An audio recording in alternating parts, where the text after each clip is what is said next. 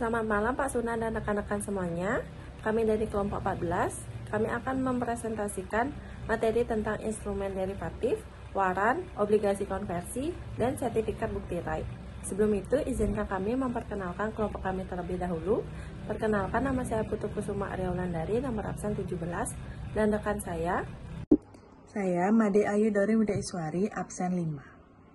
Adapun pokok pembahasan yang akan dibahas oleh kelompok kami, yang pertama instrumen derivatif, yang kedua obligasi, dan yang ketiga sertifikat bukti right. Baik, materi yang pertama yaitu instrumen derivatif dibagi menjadi 3. Yang pertama right. Right adalah instrumen derivatif yang ditawarkan kepada publik melalui pasar modal sesuai dengan mekanisme yang berlaku di pasar modal. Right atau sertifikat bukti right merupakan salah satu jenis opsi yang merupakan derivatif dari efek yang sebenarnya dan mempunyai masa hidup yang singkat.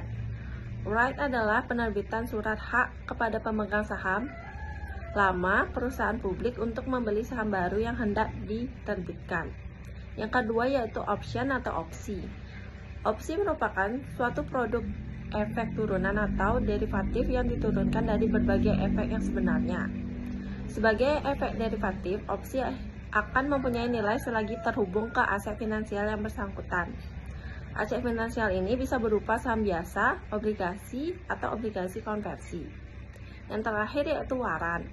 Waran merupakan derivatif atau turunan dari efek sebenarnya, yaitu saham biasa. Waran juga merupakan hak untuk membeli saham atau obligasi dari satu perusahaan dengan harga yang telah ditentukan sebelumnya oleh penerbit waran.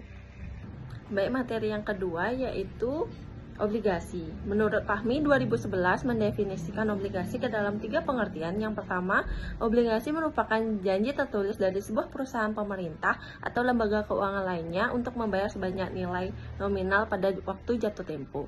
Yang kedua yaitu obligasi adalah sekuritas utang jangka panjang yang diterbitkan oleh sebuah perusahaan atau pemerintah yang memiliki suku bunga dan tanggal jatuh tempo yang tetap. Yang ketiga yaitu memberikan definisi obligasi sebagai persetujuan atau perjanjian tertulis yang telah ditetapkan pemerintah atau selainnya. Perjanjian ini menjelaskan bahwa perusahaan mesti membayar sejumlah harta dan bunga dan tanggal yang telah ditetapkan. Perjanjian antara 2 orang atau lebih bertujuan agar salah satu pihak mesti mempunyai kewajiban yang akan membayar utang kepada pihak lain. Selanjutnya ada jenis-jenis obligasi. Yang pertama yaitu obligasi dengan jaminan adalah obligasi yang diterbitkan oleh perusahaan dengan menggunakan jaminan suatu aset real. Sehingga bila perusahaan mengalami kegagalan memenuhi kewajibannya, maka pemegang obligasi berhak mengambil aset tersebut. Yang kedua yaitu obligasi tanpa jaminan. Adalah obligasi yang diterbitkan dengan menggunakan jaminan aset real tertentu. Yang ketiga yaitu obligasi konversi. Merupakan obligasi yang memberikan hak kepada pemegangnya untuk mengkonversi obligasi tersebut dengan sejumlah saham perusahaan pada harga yang telah ditetapkan. Sehingga pemegang obligasi mempunyai kesempatan untuk memperoleh capital gain.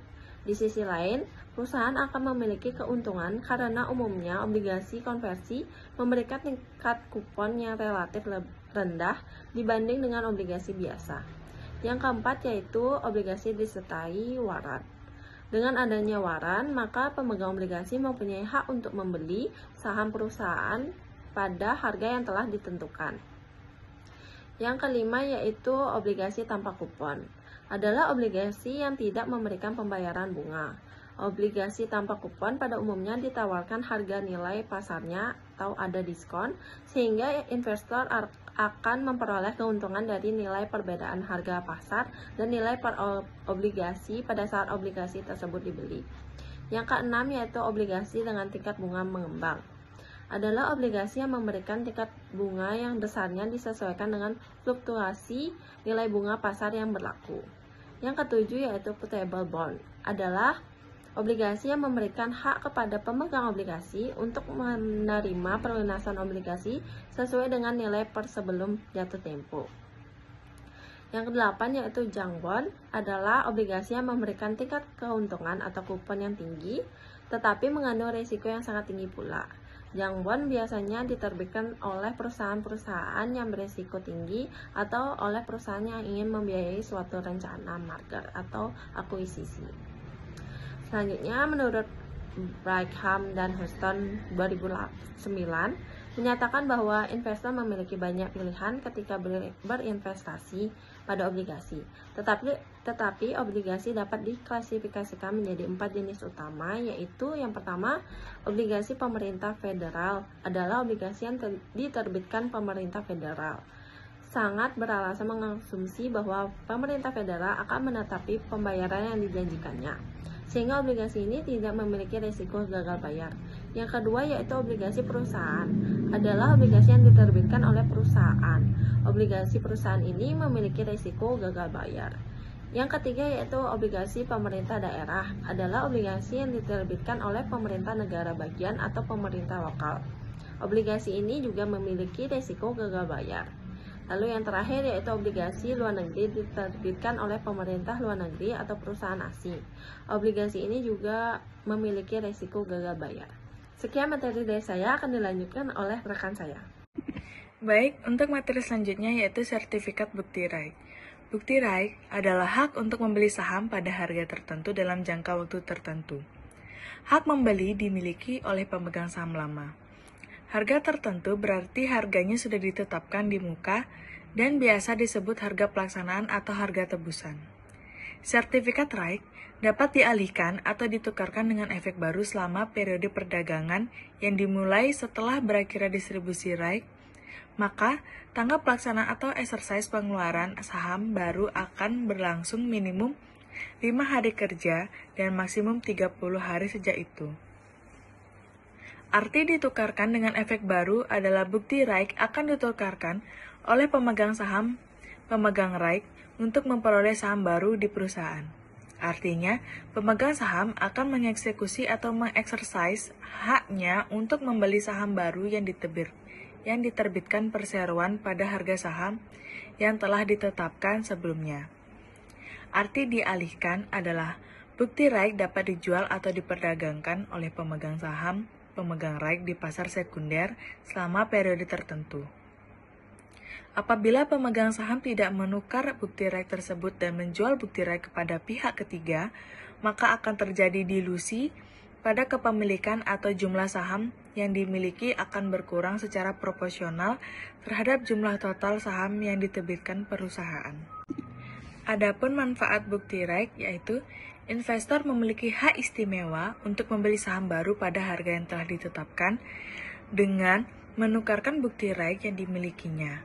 Hal ini memungkinkan investor untuk memperoleh keuntungan dengan membeli saham baru dengan harga yang lebih murah. Dan adapun resiko memiliki bukti right, yaitu jika harga saham pada periode pelaksanaan jatuh dan menjadi lebih rendah dari harga pelaksanaan, maka investor tidak akan mengkonversikan bukti right tersebut. Sementara itu, investor akan mengalami kerugian atas harga beli bukti right. Contohnya, seorang investor membeli bukti right di pasar sekunder pada harga Rp200 dengan harga pelaksanaan Rp1.500. Kemudian, pada periode pelaksanaan, harga saham turun menjadi Rp1.200 per saham. Investor tersebut tentunya tidak akan menukarkan bukti right yang dimilikinya, karena jika ia melakukannya, maka ia harus membayar Rp1.700, yaitu Rp1.500 harga pelaksanaan plus Rp200 harga right. Sementara itu, jika ia tidak menukarkan bukti right yang dimilikinya, maka ia mengalami kerugian Rp200 atas harga right tersebut.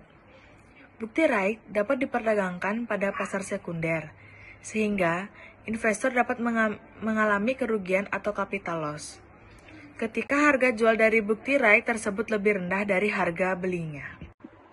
Baik, masuk ke sesi diskusi. Jika ada yang ingin bertanya, silakan kirim pertanyaan ke kolom komentar. Baik, kesimpulan dari materi yang telah kelompok kami bawakan yaitu instrumen derivatif seperti right, waran, dan option memainkan peran penting di pasar modal karena memberikan hak kepada pemegangnya untuk membeli atau menjual efek pada harga dan jangka waktu tertentu. Right adalah hak yang diberikan kepada pemegang saham lama untuk membeli saham baru, namun tidak disertai hak dividen. Waran memungkinkan pemegangnya membeli saham di masa depan dengan harga yang telah ditentukan sebelumnya.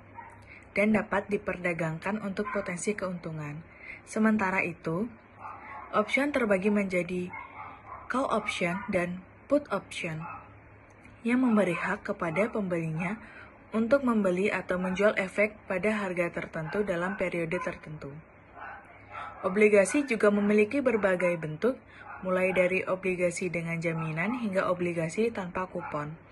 Setiap jenis obligasi memiliki keunggulan dan risiko masing-masing. Misalnya, obligasi konversi memberikan hak untuk mengonversi obligasi menjadi saham perusahaan, dan junk bond menawarkan kupon tinggi tetapi dengan risiko yang besar. Secara keseluruhan, instrumen-instrumen ini membantu investor dan perusahaan dalam mengelola modal, tetapi juga membawa potensi risiko seperti dilusi saham dan kerugian investasi jika harga pasar tidak menguntungkan. Baik, sekian dari materi yang dapat kami paparkan. Jika ada kekurangan materi atau salah dalam perkataan, mohon dimaafkan. Terakhir kata, kami ucapkan terima kasih.